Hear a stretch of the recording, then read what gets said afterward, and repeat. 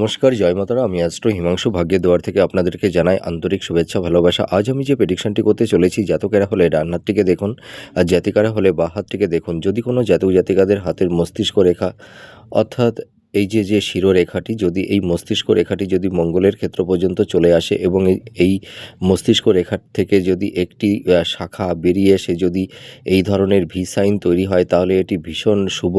আর এই মস্তিষ্ক রেখা এই ধরনের হলে এই সব জাতক জাতিকারা ভীষণ জ্ঞানী এবং ভীষণ বুদ্ধিমান হয়ে থাকে। এবং এই মস্তিষ্ক রেখার সঙ্গে যদি এই ধরনের চতুর্ভুজ চিহ্ন থাকে, তাহলে এরা জীবনে প্রচুর ধন, অর্থ, প্রপার্টি, ধন সম্পদের মালিক হতে পারে। তাছাড়া দেখা যায় এরা যে কোনো পরিবেশ পরিস্থিতির সঙ্গে এরা সহজেই খাপ খাইয়ে নিতে পারে। এরা ভীষণ ডিফেন্স করে চলতে পারে। আর এরা ভীষণ প্রতিভাবান হয়ে থাকে। এর পাশাপাশি যে কোনো কাজ করবার আগে 10 বার ভেবে নেয়। অর্থাৎ এরা কোনো কাজ আবেগতাড়িত হয়ে বা জেদের বশবর্তী হয়ে এরা সাধারণত কোনো কাজ করে না। এরা অনেক ভাবনা চিন্তা করে, প্ল্যানিং করে এরা যে কোনো কাজে অবতীর্ণ হয়ে থাকে। তাছাড়া এরা মানে জীবনে প্রচুর নাম, যশ, খ্যাতি এরা মানে অর্জন করে থাকে।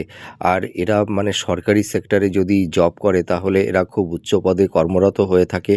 এরা জীবনের নাম, প্রতিষ্ঠা, খ্যাতি এরা কিন্তু প্রাপ্তিলাভ করে থাকে। আর এরা ভীষণ ভাগ্যবান, ভাগ্যবতী হয়ে থাকে।